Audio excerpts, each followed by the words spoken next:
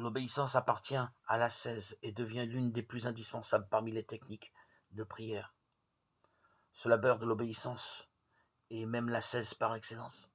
Mais on n'a pas besoin d'être un érudit, un mystique, un priant pour l'exercer. On n'a même pas besoin d'être subalterne, car dans une telle obéissance, il ne s'agit pas tellement d'obéir à un autre ou au bien commun d'un groupe,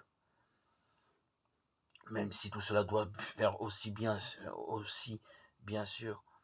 Mais le plus important dans l'obéissance de prière est le renoncement systématique à la volonté propre, dès que nous sommes en état de percevoir en nous avec certitude la volonté du Père. Les contrariétés, les imprévus, les préférences des autres, tout ce qui nous blesse ou nous gêne par quelque côté, tout cela est le signe que nous sommes attachés à autre chose que Dieu et son amour. C'est le signe que leur approche où nous avons, comme Jésus, à renoncer entièrement à nous-mêmes.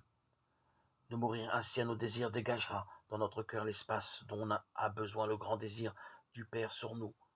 Non pas ma volonté, mais que ta volonté soit faite. Car cette volonté propre, au sens de nos petits désirs égoïstes, n'est pas vraiment nôtre. Notre personnalité profonde ne peut s'y exprimer et ne révèle que notre moi superficiel et artificiel, qui porte toujours la blessure du péché, y réagit par l'inquiétude et la maladresse.